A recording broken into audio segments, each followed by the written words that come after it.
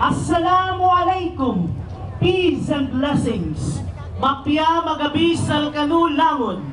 Good evening to all of you.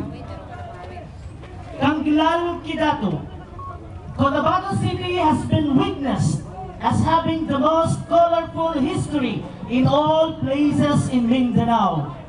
It was started way back in 16th century when Sharif Muhammad Kabunsuan, an Arab missionary from Johor, landed along the bank of Masnapulangi, now known as Rio Grande de Mindanao, and introduced Islam to the native settlers whom he met. It was faith that led the establishment of the three royal sultanates, Maguindanao, Raja Buayan, and Kabuntalan. Kuyog is the one event that marks the history of the city of Cotabato. It is a Maguindanao term which means a long procession showing an exciting cultural street dancing.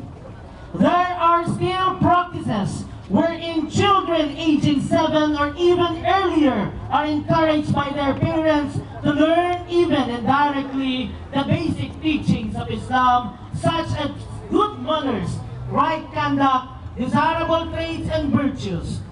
Kanglal, which literally means enthronement, is a process of placing upon a throne of the sovereign.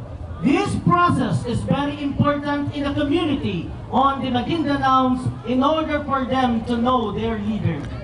Today, we will present to you the Kanglal, enthronement of the Datu, a very mischievous son of Datu Abdul and his wife Bai Khadija of the Royal House of Maguindanao, the Adak Batan, on how Kanglal was implemented and done.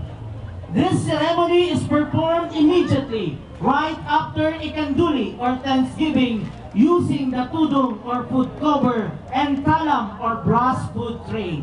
Datu, who is to be enthroned, is dressed formally. A tubaw or sansangan, headgear or crown, is fixed on his head by descendants of Kabunaway, or a sultan to signify the beginning of his power of being a datu, and a certain prayer, dua, is recited. This is done with the community to aware them of the new ruler. This celebration is highlighted with so much merriment. The silong, saganding, and fan dance are danced during the event entertained. A colorful lumba, Maguindanao decoration such as the lansay are displayed during the events, and the sounds of kulintangs, agongs, gandingan are heard from the morning till the next dawn.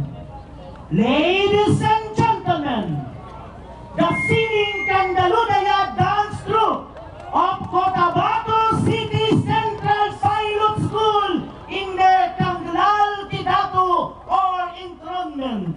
Your time starts now.